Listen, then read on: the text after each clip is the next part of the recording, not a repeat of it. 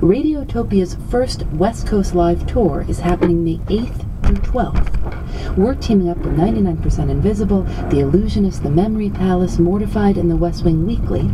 Join us in Portland, Seattle, San Francisco, and Los Angeles for a very special evening of stories, music, and conversation. Tickets are now on sale and going fast. Head to radiotopia.fm/live for more details and to find out how to get yours. We hope to see you soon.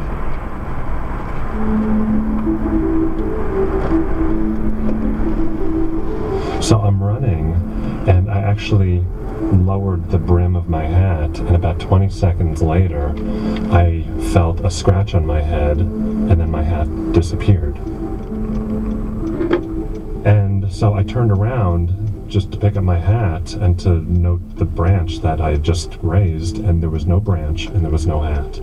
And I actually thought that maybe winds from a storm had lowered a branch and it got caught on another tree, and maybe it was up higher. So I looked around. There were no trees with branches that were candidates for that happening. It was a dense woods, and for about 6 or 7 minutes I looked everywhere I possibly could. I couldn't find my hat.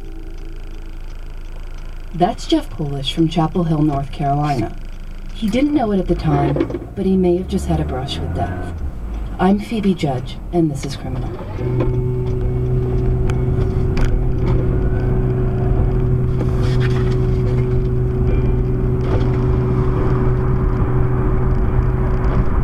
A woman lying dead on the floor, in a pool of her own blood, at the bottom of a staircase.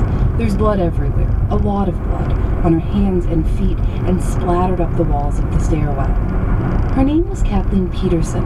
She was 48 years old. She worked as an executive and was described as very successful. Her husband, Michael Peterson, was a novelist. Together they lived in a very large, historic home at 1810 Cedar Street in Durham, North Carolina. Michael Peterson says that the night before his wife's death, they'd been drinking wine by the pool late into the night. He says Kathleen went upstairs to go to sleep, leaving him alone out by the pool.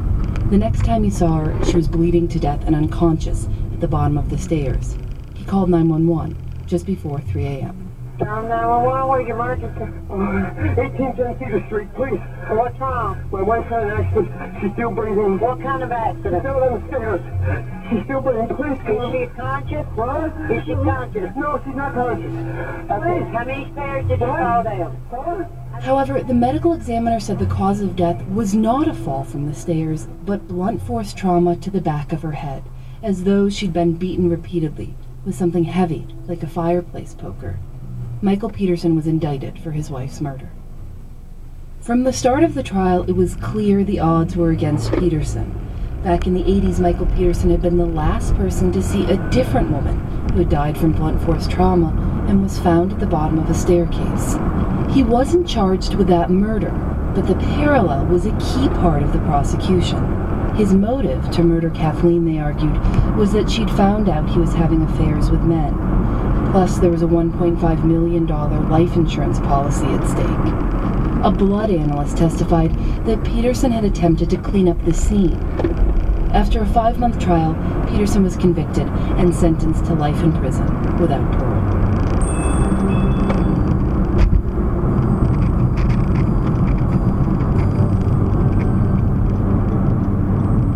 Michael Peterson's next-door neighbor had been following the trial very, very closely. His name is Larry Pollard. You'd think after a trial like this, Peterson's neighbors might try to keep their distance, to disassociate themselves from the story. Not Larry Pollard. Larry Pollard lived on the same street as the Petersons and was a good friend. He's also a lawyer. So as evidence was presented in court and subsequently entered the public record, Larry Pollard began studying it. Why? Partly out of curiosity, partly because he thought he might see something other attorneys had missed. He was looking at a list of items